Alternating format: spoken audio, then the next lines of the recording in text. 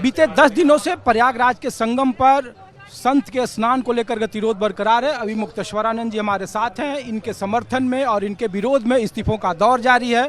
नौकरशाह, राजनेता, आम लोग, पक्ष और विपक्ष दोनों तरफ खड़े हैं। और जब हम लोग ये रिपोर्टिंग दिखा रहे हैं तो लोग सवाल पूछ रहे हैं मीडिया को लेकर कि मुख्यमंत्री से सवाल क्यों नहीं पूछे जा रहे हैं, जिसका जवाब महाराज जी ने दे दिया है।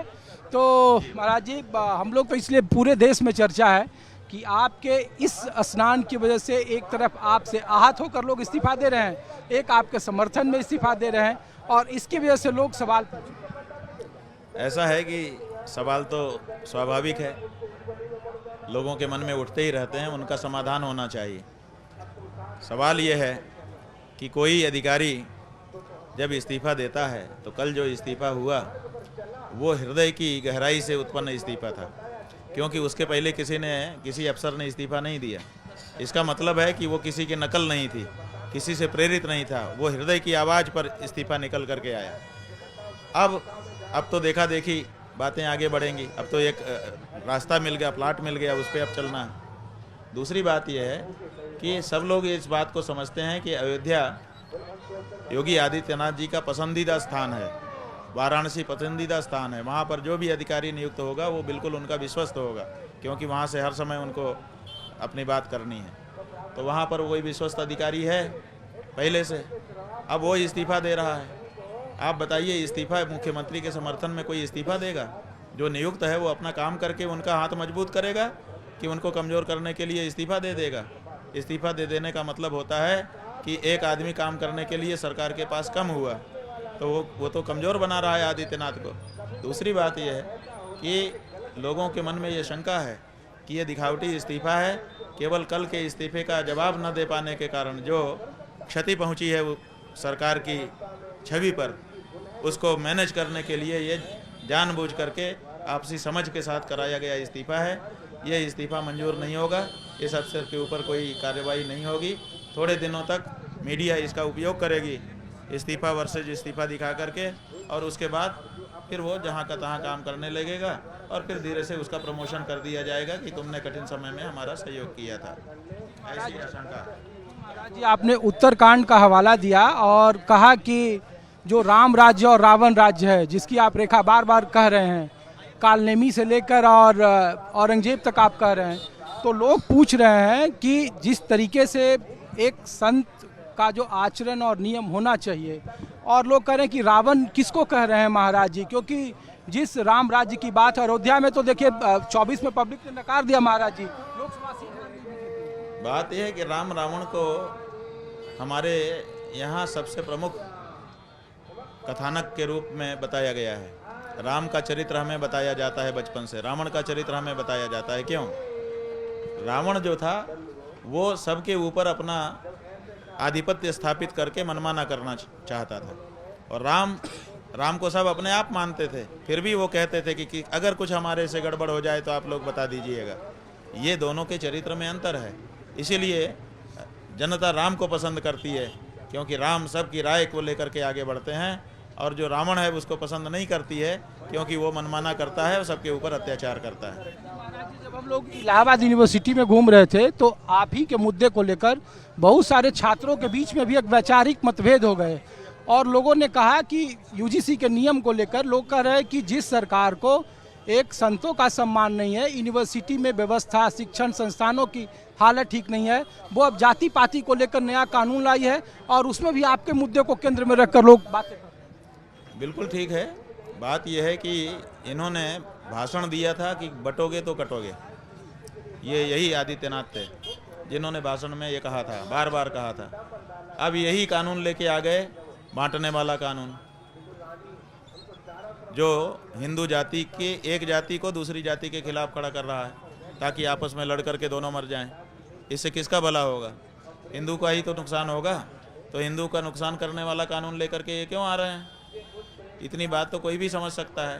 तो छात्र अपने भविष्य का विचार करके इस पे निश्चित रूप से प्रतिक्रिया करेंगे। आप जब सम्मान की बात कर रहे हैं महाराज जी कि हम स्नान करेंगे सम्मान के साथ, तो राज्य के ही केशव मौर्य हों या फिर कई सारे बीजेपी के ऐसे नेता हैं जो आपके समर्थन में, नौकरशाह हैं, छात्र हैं, बुद्धिजीवी हैं, उमा भारती से लेकर सब लोग आपको समर्थन कर रहे हैं, तो कोई गुंजाइश बनती है कि जब 1 फरवरी को जब पूर्णिमा होगा तो महाराज जी विचार करेंगे ना? बात यह है कि हम तो कभी भी विचार करने को तैयार हैं, लेकिन सरकार अपनी गलती को मानने के लिए तैयार नहीं है और किसी का सम्मान बचाने के लिए तैयार नहीं है। क्या किया जा सकता है? सरकार हठधर्मिता पर उतरी हुई है।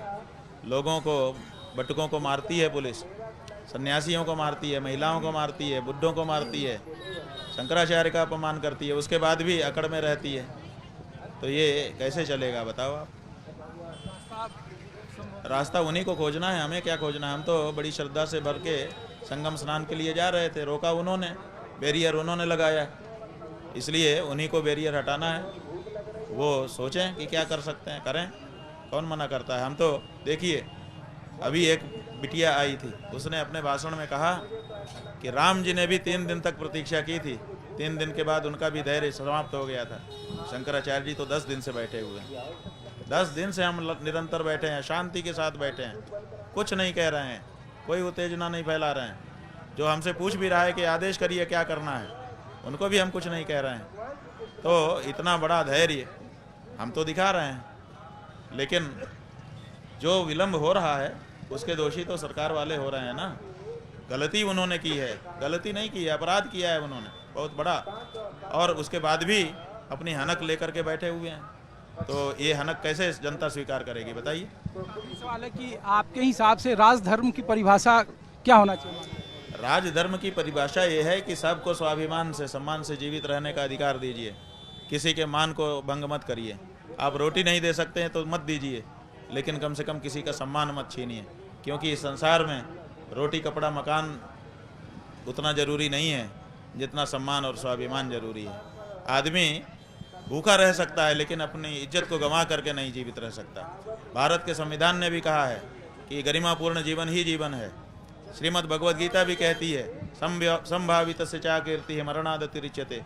इसलिए किसी के सम्मान को ठेस नहीं पहुंचानी चाहिए। और यहाँ का जो माघ का स्नान है, तुलसीदास जी ने क्या लिखा है, माघ मकरगत रवि जब होई, तीर्थपति आव सब कोई, देव धनुज नर किन्नर श्रेणी, सादर मज्जही।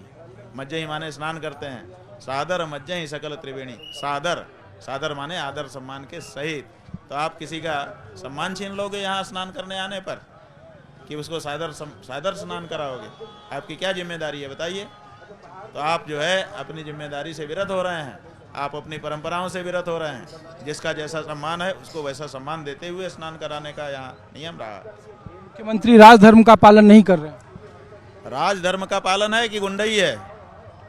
राजधर्म तो दूर, ये तो संविधान का भी पालन नहीं कर रहे हैं। बताइए किस पुलिस नियमावली में लिखा हुआ है कि पुलिस बच्चे को पकड़ेगी, अपनी अभिरक्षा में लेगी और अंदर ले जा करके मारपीट शुरू कर देगी? लिखा है किसी ने पुलिस नियमावली में?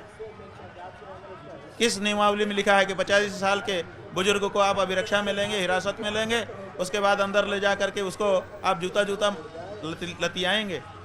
किस नियमावली में लिखा है पुलिस की कि किसी स्त्री को पकड़ेंगे और ले जा करके उसके साथ मारपीट करेंगे या भद्रता करेंगे?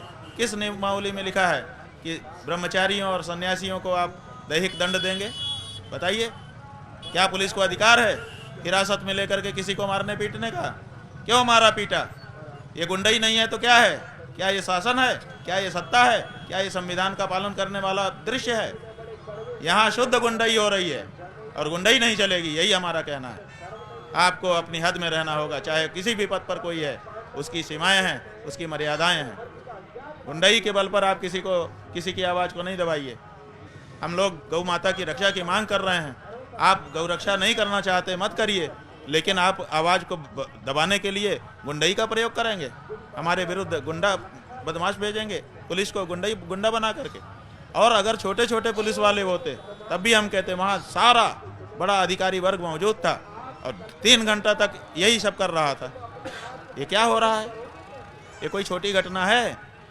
इस्तीफा दे देना चाहिए था अभी तक। अगर कोई शर्म वाला होता, कहता हमारी पुलिस ने गलत काम किया, पुलिस को या तो कार्रवाई करता, लेकिन कुछ नहीं। 10 दिन हो गया, उनकी पुलिस आराम से मजे ले रही है, वो आराम से मजे ले रहे हैं। ये क्या हो रहा है? अगर ये हम लोगों के साथ हो सकता है तो किसी भी जनता के साथ हो सकता है। तो क्या करें हम, बताइए? छूट दे दें कि जिसको चाहो मारो पीटो, सबकी आवाज़ बंद करवा दो, जनता कुछ बोल ना सके? बगैर स्नान किए हुए भी आप वापस लौट सकते अरे स्नान की बात तो है, अलग है, स्नान तो है ही है। जब हमको अपने मन से हम बिना इच्छा के, हमारे चाह करके बिना स्नान के लौट जाएं तो हमको पाप लगेगा। लेकिन हम तो अपनी इच्छा से नहीं ना स्नान रोक रहे हैं, हमको तो मजबूर किया गया है कि आप स्नान नहीं कर सकते। हम तो निकले ही हैं, अभी तक वापस नहीं गए शिविर में। इसका मतलब हम अभी स्नान करने के लिए निकले हुए हैं। तो हमें तो हर क्षण गंगा स्नान का, संगम स्नान का पुण्य मिल रहा है। जिसने रोका है उसको पाप लग रहा है कि इतनी देर तक इनके स्नान में बाधा क्यों बन रहे हो। धर्म की दृष्टि में यही नियम है। धर्म की दृष्टि में, धर्म कार्य में बाधा वाले को गौहत्या का पाप लगता है, और वो हर क्षण लग रहा है। जितना देर कर रहे हैं उतना ही ज़्यादा, लेकिन इनको गौहत्या के पाप का विचार ही नहीं है। ये तो गौहत्यारों से चंदा लेने की मानसिकता वाले लोग हो गए हैं, इसलिए वो रुक पा रहे हैं। अन्यथा कोई दूसरा अगर धार्मिक व्यक्ति होता, सचमुच का ढोंगी न होता, तो अभी तक तो कब का आ चुका होता, और जो भी करना पड़े वो करके समाधान कर लेता। यही बात वो भी कह रहे हैं कि धर्म में बाधा करने वाले क्या धर्म में बाधा की? बताओ, हमने क्या धर्म में बाधा की? किस जनता ने आपको शिकायत की 10 दिन हो गया कि शंकराचार्य जी के कारण मुझे दिक्कत थी? बताओ, एक जनता का नाम बताओ। 10 दिन से क्यों रिपोर्टिंग नहीं किया आपने? किसी जनता ने शिकायत की आपको? किसी थाने में शिकायत हुई कि इनके कारण हमारे स्नान में बाधा हो गई? जब किसी जनता को हमारे कारण कोई बाधा हुई ही नहीं, सिंगल जनता को, तो फिर ये पुलिस कैसे आरोप लगा सकती है कि इनके कारण ही सब कुछ गड़बड़ हो रहा था? बनावटी, केवल काल्पनिक आप आरोप लगा देंगे किसी के ऊपर। ये सब बातें हैं, विचार करो। बुद्धिजीवी, नौकरशाह, नेता, सब लोग देखिए यहाँ पे बड़े तादाद में समर्थन देने के लिए आए हुए हैं। और अभी मुक्तेश्वरानंद जी आहत हैं। सरकार की तरफ से कोई भी समाधान या बीच का रास्ता नहीं निकाला गया है, और इसका पाप राजा पर पड़ेगा। और इसका भागी कौन होगा, आने वाले वक्त में समाज और यहाँ के दिशा निर्देशक लोग तय करेंगे। फिलहाल अपने सहयोगी संजय सिंह के साथ ऋषिकेश कुमार, न्यूज़ 24 प्रयागराज।